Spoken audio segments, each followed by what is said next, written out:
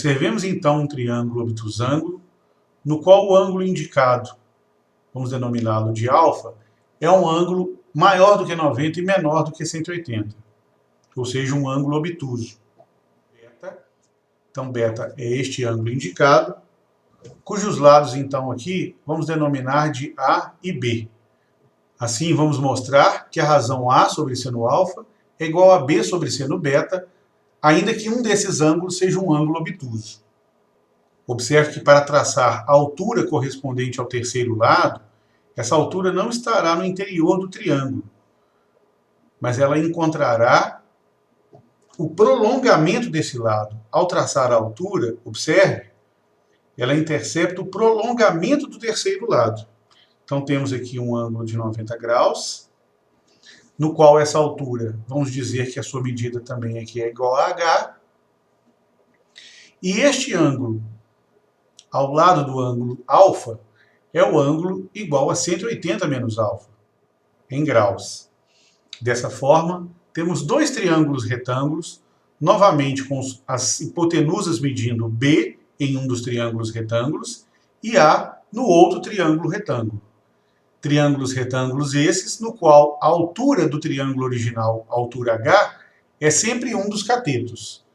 Então, no triângulo retângulo de hipotenusa B, podemos dizer que a altura H do triângulo original, que aqui faz o papel de um dos catetos, dividido pela hipotenusa B, é igual ao seno de 180 menos alfa. E da trigonometria, já foi visto que o seno de um ângulo dado por 180 menos alfa é igual ao seno de alfa. O que nos leva, então, à conclusão de que H é igual a B multiplicado pelo seno alfa. E do triângulo retângulo de hipotenusa A, no qual H é também uma medida de um dos seus catetos, então, estabelecendo a razão H sobre A, isso nos leva ao valor do seno do ângulo beta, uma vez que H é o cateto oposto a beta. E se H sobre A é igual a seno beta, então podemos concluir que a medida de H é dada como seno A vezes o seno beta. Então, observando essa primeira relação, que H é igual a B seno alfa, colocando aqui como um asterisco, e que H, o mesmo H, é igual a A vezes seno beta, colocando aqui como dois asteriscos, ou seja, substituindo 1 em 2, vamos escrever isso. Então temos que A vezes seno beta deve ser igual a B multiplicado por seno alfa.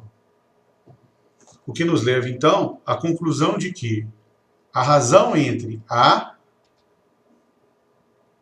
sobre seno alfa e B sobre seno beta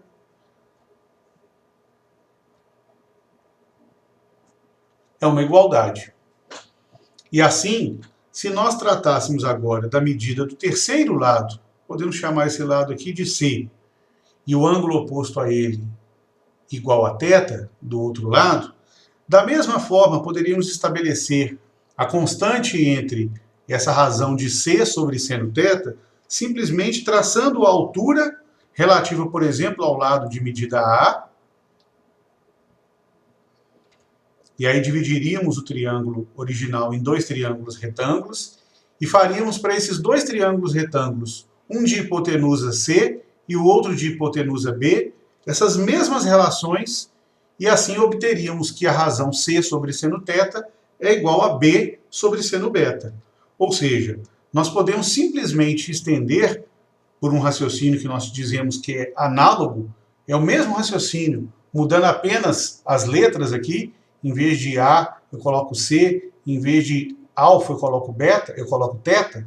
Então essa razão se estenderia na igualdade, assim como C está para o seno do ângulo θ. Ou seja, ainda que o triângulo seja obtusângulo, essa relação conhecida como lei dos senos continua sendo válida. Ou seja, ela vale, então, para qualquer que seja o triângulo.